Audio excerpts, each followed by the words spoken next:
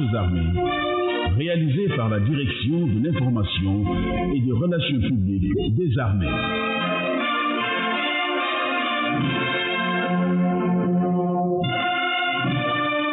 Avec la collaboration technique de la Radio-Télévision du Sénégal. Fidèles auditeurs de l'émission Armée Nation, bonjour. Nous sommes heureux de partager une bonne partie de l'actualité des armées avec vous. Clin d'œil aux djambars qui sont déployés en théâtre extérieur comme intérieur. Le sommaire. En ligne de mire, vous aurez la visite de prise de contact du général de corps d'armée en zone militaire numéro 2. Votre mini-journal sera consacré à la cérémonie de distribution de kits alimentaires aux veuves et personnels militaires non officiers de la zone militaire numéro 3.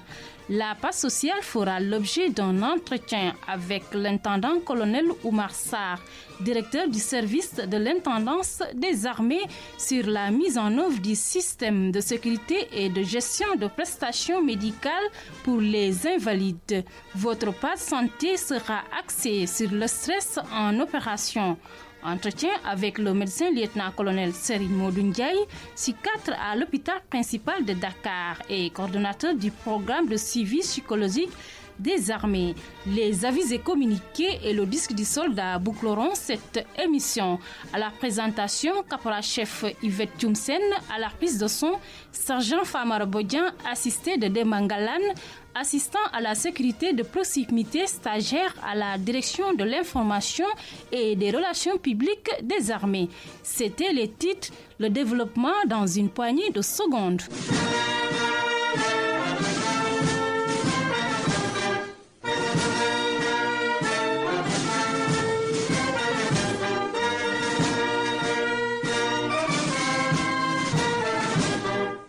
La voix des djambars. Le général de corps d'armée Cheikh Wade, chef d'état-major général des armées, entouré des grands commandements et services, était l'hôte de la zone militaire numéro 2 de Saint-Louis le jeudi 6 mai 2021. Cette visite du SEMGA dans la vieille ville a pour objet de prendre contact avec les personnels servant dans cette zone et leur décliner en quelque sorte ce qu'ils attendent et surtout leur rappeler les fondamentaux qui régissent la mission des armées et son socle qui est la discipline, gage de réussite des armées.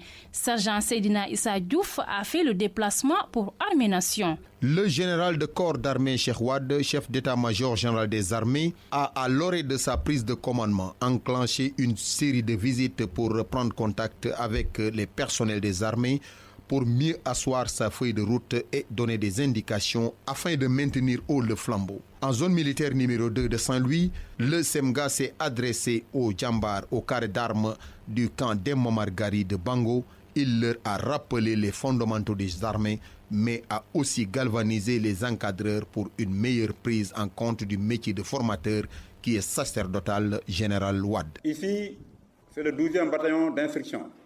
C'est donc là où commence l'apprentissage du métier des armes. Donc, un point d'entrée critique et essentiel dans l'avenir du militaire. J'attends des encadreurs un engagement total pour former dans les meilleures conditions possibles le personnel, un encadrement technique de qualité, un encadrement tactique et physique à la hauteur des attentes. La formation est un sacerdoce. Ça demande de l'encadreur un sacrifice de tous les jours dans le respect des lois, des règlements militaires, dans la rigueur purement militaire, mais sans excès nuisible à la dignité et à la formation du militaire.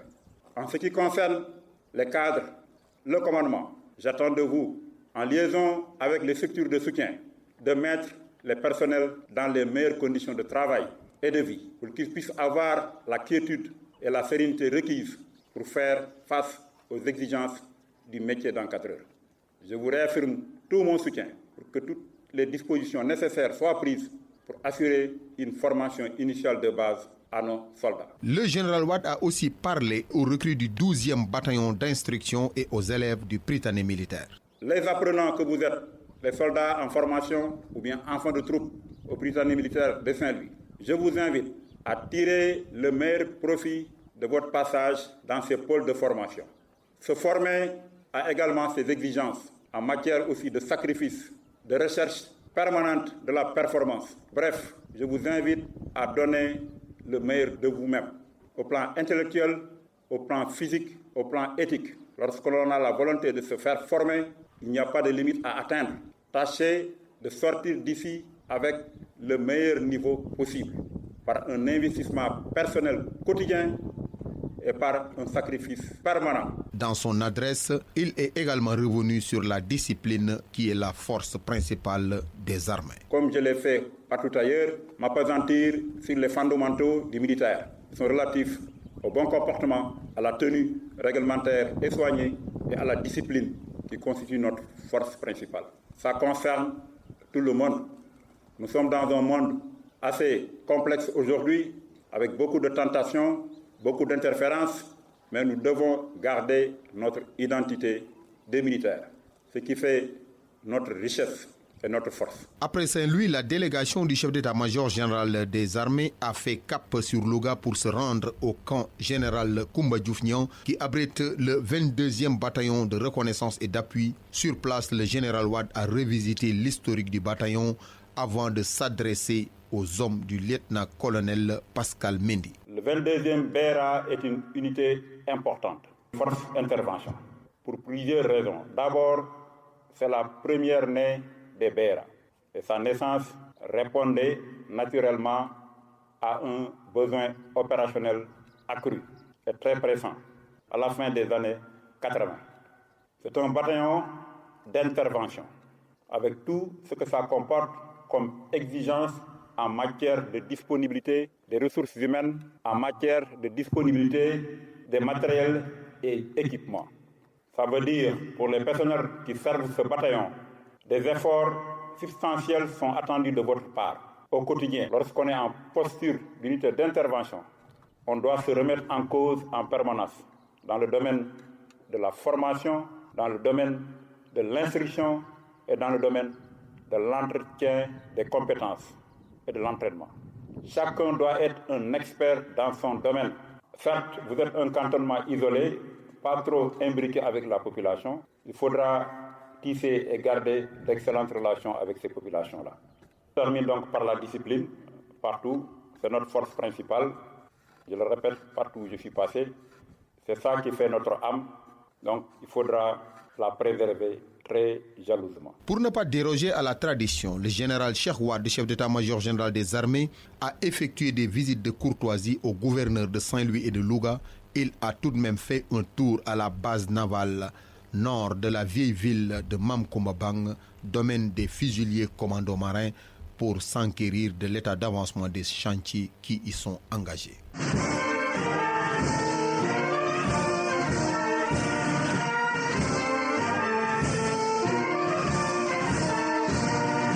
Des denrées alimentaires ont été distribuées aux veuves et au personnel militaire non officier de la zone militaire numéro 3. La cérémonie de remise de ces kits a été présidée par le colonel Ousmane Ali Khan, commandant la zone militaire numéro 3, le mardi 5 mai dernier, en présence des différents chefs de corps. Ces dons, qui sont d'une haute portée sociale, font suite à la volonté du chef d'état-major général des armées de mettre l'accent sur la solidarité et les actions sociales devenues une tradition dans les armées.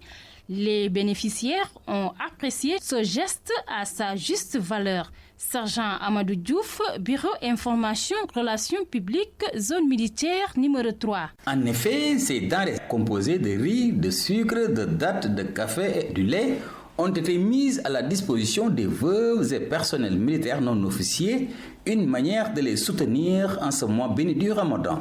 Président cette cérémonie de remise de ces dons, le colonel Ousmane Ali Khan, commandant la zone militaire numéro 3, a d'abord prié pour le repos de l'âme des disparus avant de souhaiter un prompt rétablissement au personnel alité. Donc je voudrais d'abord saluer l'assistance, ensuite avoir une pensée pieuse pour nos camarades qui sont disparus, qui ont été ravis à notre affection, qui ont quitté ce bas monde, soit au cours du service, lors de maladies. Je pense aussi à ceux qui sont alités, ceux qui sont malades. Poursuivant ses propos, le colonel Kane revient sur l'importance de ces actions sociales qui sont une tradition dans les armées. Le général de corps d'armée Chawat, chef d'état-major général des armées, nous a instruit dans ses orientations prioritaires de mettre un accent particulier sur la solidarité, sur les actions sociales. C'est pour cela que dans les armées, comme vous le savez, il y a une direction des actions sociales des armées. Cette direction est chargée donc de traduire en actes les actions de solidarité du commandement, donc de l'État du Sénégal.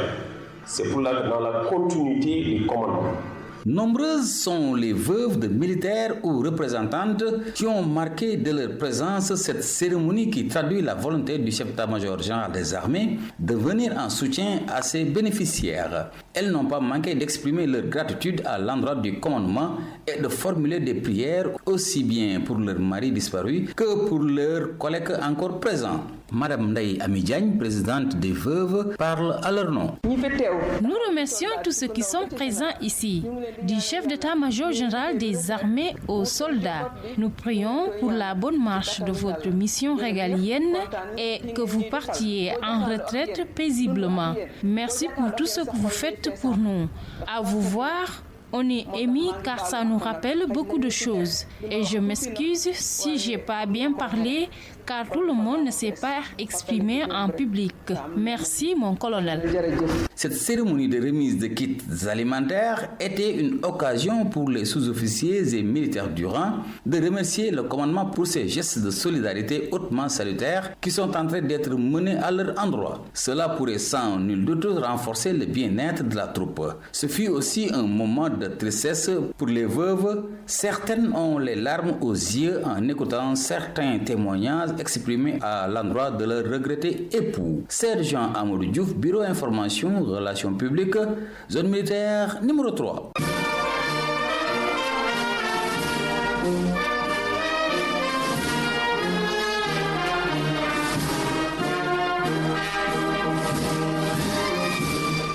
Nation s'est entretenu avec l'intendant colonel Oumar Sarr, directeur du service de l'intendance des armées. Au menu de cette discussion, la réforme sur le système des prestations médicales pour les invalides et les avantages que comporte ce nouveau système.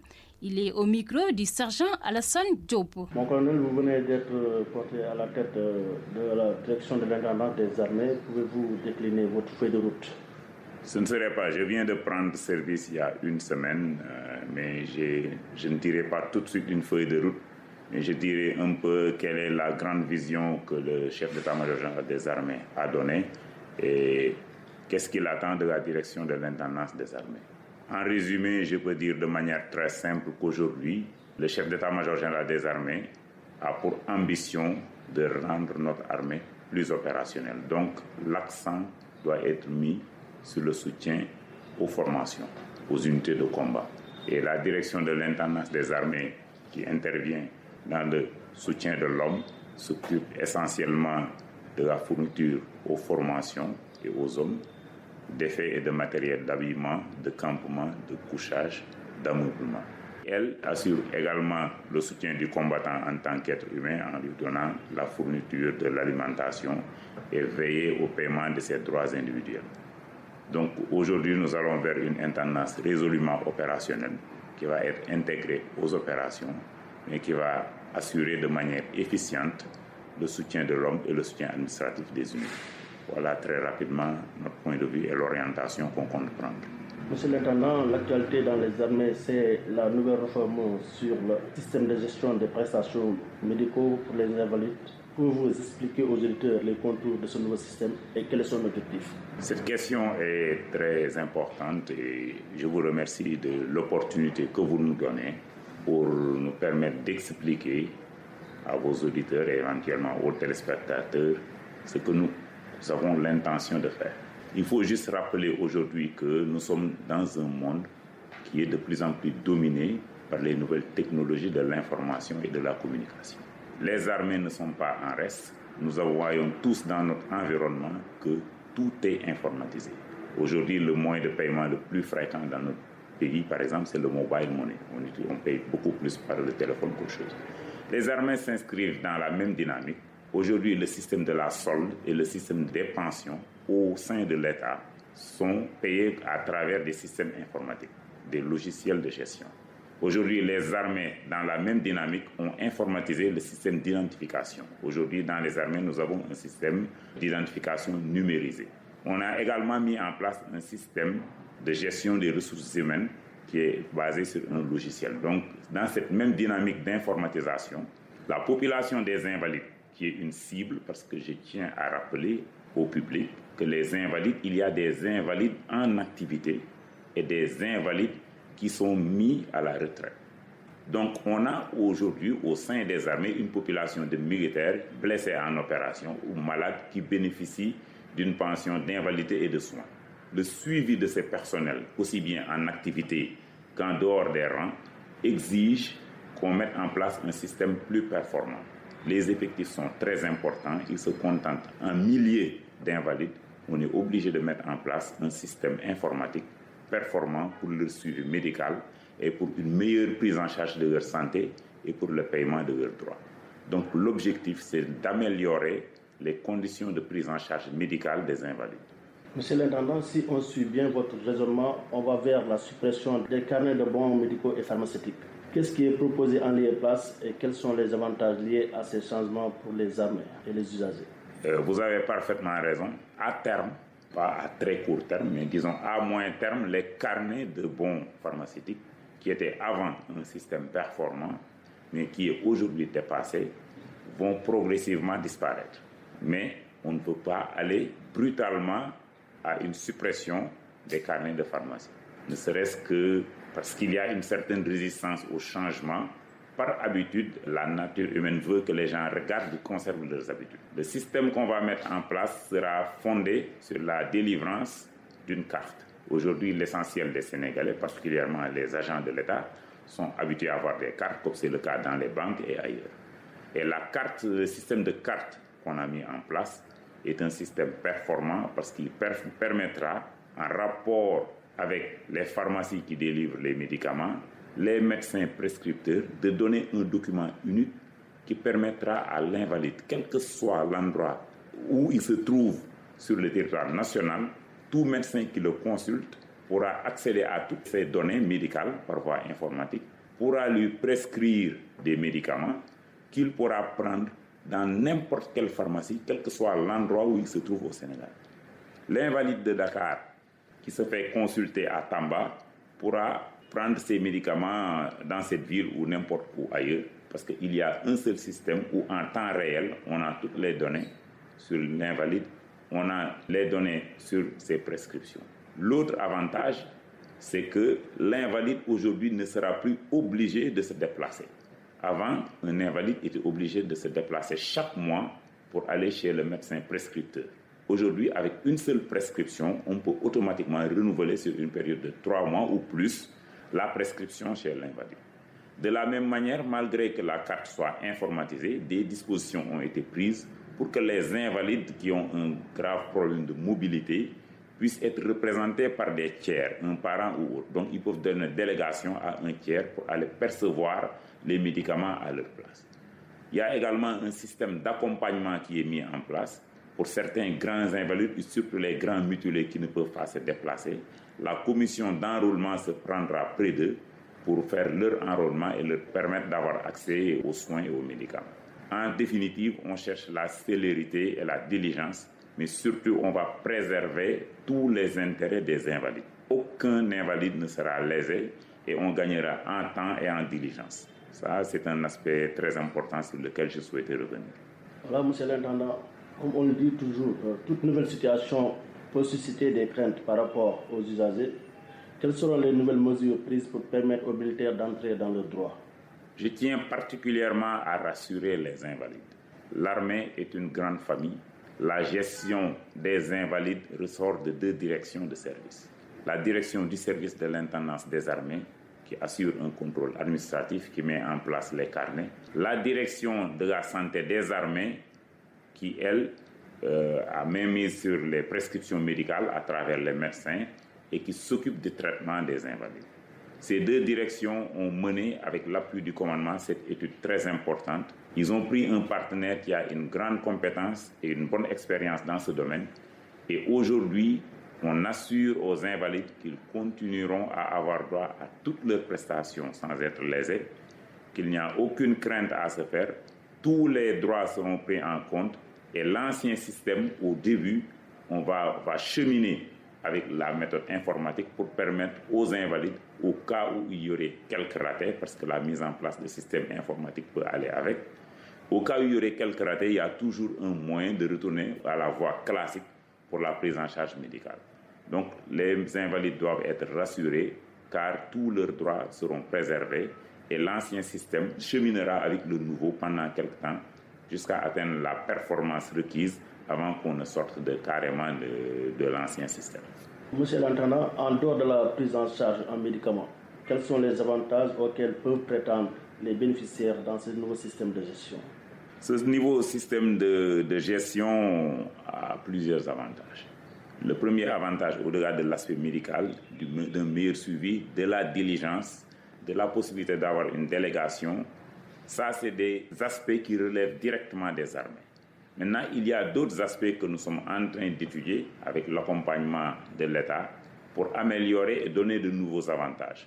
Sur ce point, c'est des travaux qui viennent de démarrer et je ne souhaiterais pas trop engager les armées en faisant des promesses. Mais notre objectif à terme, c'est de faire en sorte que cette carte puisse même faciliter l'accès au déplacement, éventuellement donner des facilités de transport ou d'autres avantages de même nature. Mais ça, c'est des avantages qui doivent être discutés avec les structures compétentes de l'État, être arrêtés et validés par les plus hautes autorités avant d'être mis en œuvre. C'est pourquoi on ne souhaite pas aller un peu trop en avant dans ce domaine pour faire des promesses qui ne sont pas encore abouties. Monsieur l'intendant, nous voici au terme de notre entretien. Quel est votre message à l'endroit de la cible? Je tiens à rappeler aux invalides qu'ils sont nos frères d'armes, comme nos différents chefs hiérarchiques, à commencer par le chef suprême des armées, le président de la République, mais également le chef d'état-major général des armées et tout le haut commandement, tiennent toujours, chaque fois qu'ils font une allocution importante, à rappeler leur attachement et leur reconnaissance aux invalides. Les invalides, particulièrement les blessés de guerre, sont des gens qui ont versé leur sang pour défendre leur pays. Ils méritent le respect et la compassion de l'ensemble du peuple sénégalais. Et à cet égard, l'État du Sénégal a fait des efforts substantiels pour rémunérer le sang versé. Il n'y a pas de prix pour le sang. Mais nous sommes un État qui a des limites, mais un État qui a fait des efforts extrêmement importants à l'endroit de cette cible. Nous tenons donc à les rassurer et à leur réitérer notre engagement à cheminer à leur côté pour leur prise en charge et la défense de leurs droits. Parce qu'aujourd'hui, nous restons une armée opérationnelle. Et dans une armée opérationnelle, chaque militaire peut, du jour au lendemain, devenir un invalide. Ce sont nos frères d'armes et nous veillons, avec l'appui des plus hautes autorités, à la défense de leurs intérêts matériels et moraux. Et je tiens à leur assurer que nous travaillons chaque jour à cela. Monsieur l'intendant, Armée Nation vous remercie. Je vous remercie. On nous tue, on ne nous déshonore.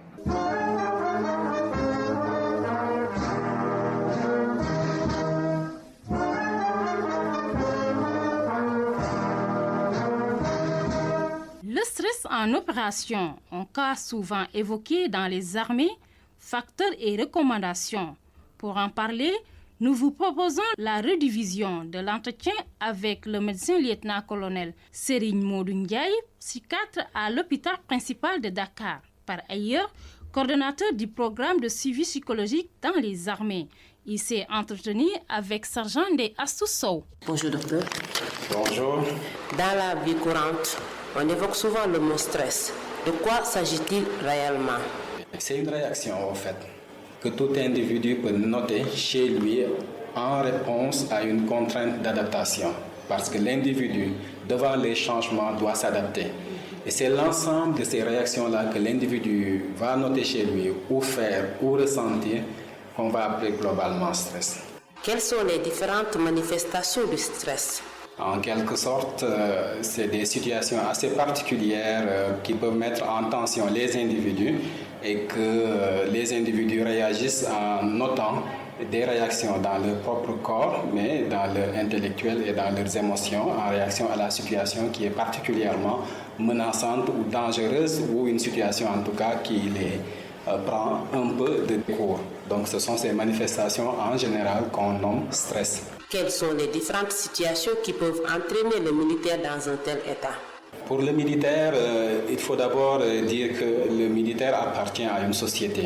Et donc, au même titre que la population en général, il peut être soumis à un certain nombre de contraintes sociétales, familiales, économiques en général, et qui peuvent induire un stress en lui et entretenir plus ou moins aussi un stress. Au-delà de ça, le militaire appartient à une institution militaire qui a sa particularité sur le plan fonctionnel, sur le plan organisationnel, mais aussi qui plus ou moins entraîne des contraintes de fonctionnement, notamment les horaires de travail, la mobilisation, la rigueur, la tenue, ainsi de suite, ainsi de suite.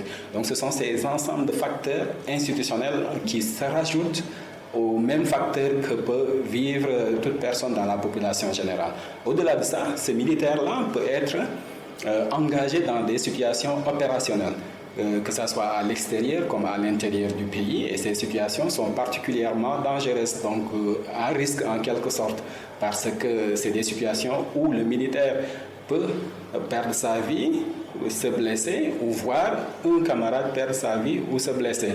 Ou au-delà de tout, mais s'éloigner de sa famille, s'éloigner de ses proches, s'éloigner de ses repères affectifs, et donc du coup vivre aussi dans un environnement qui est particulièrement étranger la plupart du temps, auquel il doit s'adapter.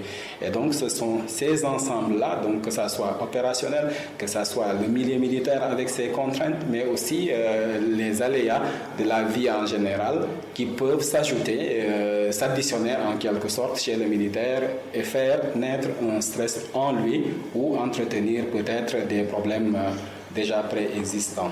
Comment est organisée la gestion du stress dans les armées en général et en opération en particulier? Pour mieux assurer une meilleure gestion du stress dans les armées, nous avons essayé à tous les niveaux de capacité, d'abord le personnel médical, pour que de l'infirmier, de l'aide infirmier aux spécialistes, donc les psychiatres, qu'on puisse tous être là au service du militaire, mais aussi l'accompagner dans sa souffrance, en particulier le stress. Je veux dire par là qu'un programme de mise à niveau, de formation continue, ou même de formation, est toujours, et tous les ans en tout cas, mis en place pour capaciter les personnels en général du service médical, pour qu'ils puissent reconnaître, identifier une personne militaire en souffrance, mais aussi le prendre en charge ou l'accompagner selon le niveau où il se trouve. Donc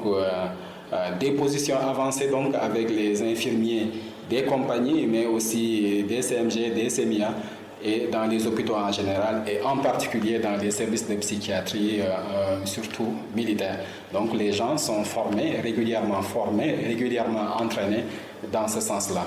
Donc c'est ce qui nous permet d'avoir cette forme de maillage. Mais au-delà du personnel médical, nous essayons au mieux de sensibiliser le militaire pour qu'il soit en mesure pour lui-même de pouvoir gérer son stress, de l'identifier et de le gérer secondairement. Et au-delà, mais aussi apporter de l'aide à son camarade qui pourrait souffrir de ce stress-là. Pour les opérations en extérieur, le soutien commence déjà à la préparation au regroupement, donc où nous essayons de donner les informations qu'il faut pour mieux se préparer au stress opérationnel à l'étranger, parce qu'on sait que c'est un stress qui peut être assez particulier.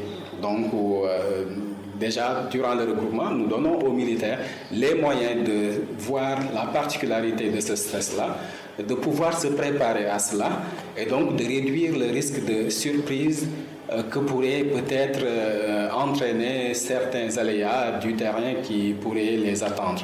Et au-delà de tout, mais de les doter de tous les moyens qu'il faut pour pouvoir, une fois sur place aussi, faire face à ce stress-là et à gérer ou prévenir les différents facteurs. Comment est organisée la prise en charge des cas graves? En général, les cas graves, quand même, sont souvent pris en charge dans les structures médicales, donc à partir de l'infirmerie, où on peut être en contact, les psychiatres qui sont à un niveau hospitalier, en contact avec l'infirmier qui est en position avancée ou sur le terrain ou à l'infirmerie de garnison, ou en contact avec le médecin d'unité pour manager les cas dans l'urgence jusqu'à leur évacuation dans les structures hospitalières pour une prise en charge spécialisée des cas graves. Quelles sont les précautions à prendre au niveau individuel et collectif pour éviter le stress en opération? Alors, au plan individuel, la première chose que tout militaire devrait faire, c'est de se renseigner sur le stress d'abord, parce qu'on prévient mieux une chose quand on la connaît. Au-delà de ça, il y a énormément de choses qui sont à la portée de tout le monde. Quand on est amené à être dans une institution, à travailler dans une institution, il est important de réduire les facteurs de stress liés à sa fonction et à sa responsabilité. Donc, en travaillant, en connaissant mieux son métier, en essayant de l'exercer au mieux et en étant en tout cas au plus à l'aise dans le travail ou la responsabilité qu'on est appelé à faire. Et au-delà de ça, de savoir observer des pauses, se reposer, dormir, bien manger, mais bien sûr équilibré, mais aussi éviter les consommations de substances psychoactives. Donc, je veux dire par là l'alcool et les autres drogues. Parce qu'on peut être tenté de prendre ces produits dans le sens d'atténuer ou de gérer un stress qui émerge chez soi, alors que ces produits ne font que calmer plus ou moins un stress, et dès que l'effet du produit disparaît, mais on restera toujours en face de ces problèmes. Donc ces mesures peuvent être à la portée de tous. Et j'allais oublier aussi, il est important d'avoir quand même une vie assez active, donc une vie avec des activités physiques régulières. Donc c'est important, mais aussi de dormir suffisamment et surtout la nuit. Et c'est de petites choses qui sont à la portée de tous et que tout un chacun pourrait faire pour mieux se préserver du stress. Mais au-delà de tout, c'est dire aussi que le stress est possible chez tout individu et qu'on en a parfois besoin pour peut-être atteindre nos objectifs, faire ce qu'on attend de nous. Mais malheureusement, ce stress parfois, dans certaines circonstances, peut être très intense ou trop durable et qu'on ait parfois même besoin d'une intervention d'une personne spécialisée. Et il ne faudrait pas se dire non, mais aller voir cette personne spécialisée aussi va signifier qu'on va nous taxer de personnes malades mentales, mais non du tout. Et ces personnes sont là aussi pour aider, pour accompagner et au plus tôt possible sortir la personne de cette situation stressante ou difficile. Docteur, quel message adressez-vous à l'endroit des auditeurs en ces moments de la pandémie du coronavirus? Je vais juste dire aux auditeurs que voilà, c'est une nouvelle chose qui vient s'ajouter à l'ensemble des facteurs stressants que nous connaissons depuis assez longtemps. Et donc, c'est un facteur de plus. Et c'est quelque chose aussi, comme on a dit, qu'il faudra peut-être mieux connaître, mieux se prémunir pour peut-être atténuer le stress qu'il pourrait rajouter ou entraîner en nous. Et si aussi il arrive qu'on soit concerné par cette pandémie ou qu'un proche soit concerné par cette pandémie, de se dire aussi que c'est une situation qui peut être grave ou pas, et de se dire qu'on peut stresser de ça, mais tout en sachant que le stress va diminuer aussi nos chances de guérir de cette maladie-là, parce qu'on sait que le stress peut baisser le niveau de défense immunitaire de l'individu. Et donc, plus on connaît la chose, mieux on est rassuré. Et mieux quand on est mieux rassuré, on stresse le moins possible et on peut être plus à l'abri, quoi. Donc, essayons de connaître la pandémie Covid-19, la maladie Covid-19, redoublons d'efforts pour se protéger, mais aussi, s'il arrive qu'on soit atteint, mais de se dire que les structures médicales aussi sont là pour prendre en charge les personnes concernées. Et au-delà, aussi, le programme de soutien psychologique aussi des armées est là pour éventuellement accompagner les personnes qui sont dans le besoin de partager leur souffrance psychologique durant ces moments, surtout si elles sont atteintes par la maladie Covid-19. Docteur, merci. Je vous en prie.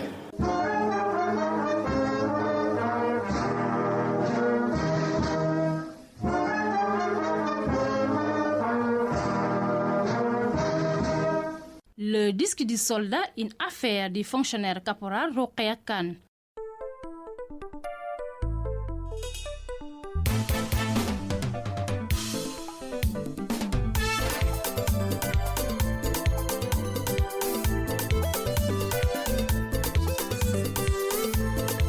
Fidèles auditrices et auditeurs d'Armée Nation, bonjour. C'est toujours un immense plaisir de vous retrouver nombreux branchés à cette fréquence pour vos dédicaces. Ce morceau est dédié au sergent Racine Diop du bataillon de l'intendance, sa maman Fatma Diouf à Thiès, son oncle Kane Diouf à Rufisque, son épouse Anne-Marie et ses enfants Mohamed et Ndeye Fatma, dite maman. Ce morceau est dédié également au capitaine à la retraite Pape Samba Diallo, dit PA, et à toute sa famille. Madame Mendy, née Anna Ndiara Gomis, offre ce morceau pour faire plaisir à René Préra, Joseph Préra, Nabou Sissé, Youssou Wade, Assa Kamara, Fatou Faye, Adji Sohna, tous à Thiès. Ce morceau est dédié au sergent-chef Abdou Absafal du 6e bataillon d'infanterie, au sergent Ndofène Diouf, au caporal-chef Alassane Sagna, tous au bataillon des parachutistes, sans oublier Madame Amissar, à Mariam Diouf et ses enfants, tous à Pikine Guinaw Rail. Ce son tournera également pour faire plaisir au commandant Moussa Ndour du bataillon des blindés. Ce morceau est dédié au sergent Majib Ndianko, à la Kofimako à Adeyan, à son épouse et ses enfants. Ce son pour faire plaisir à Mansour Kane et sa famille, à Abdoulaye Diop, Ngaï Diop et sa famille, tous à Saint-Louis. Chers auditrices et auditeurs, c'était tout pour vos dédicaces. Nous vous donnons rendez-vous la semaine prochaine à la même heure et sur la même fréquence. D'ici là, prenez soin de vous.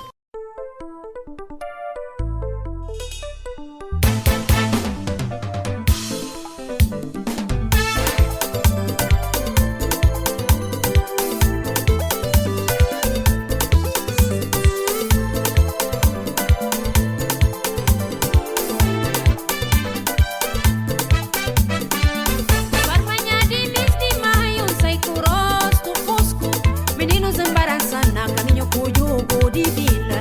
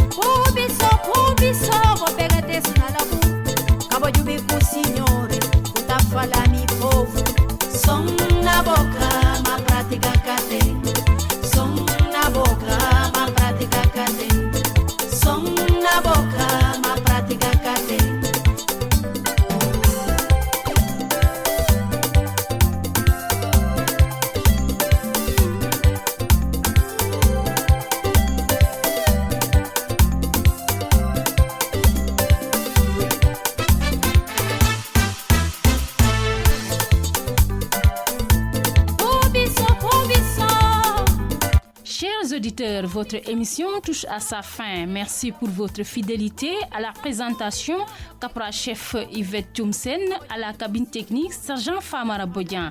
Assisté par Dembangalan, assistant à la sécurité de proximité, stagiaire à la direction de l'information et des relations publiques des armées. Bonne suite des programmes à la radio de toute actualité. Au revoir.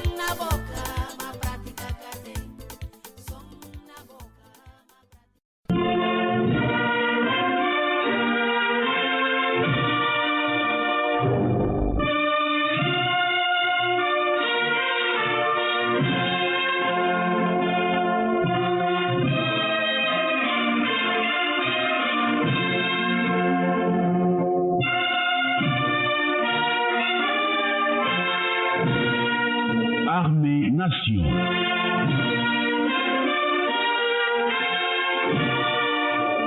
Une émission du ministère des Forces armées, réalisée par la Direction de l'information et des relations publiques des armées.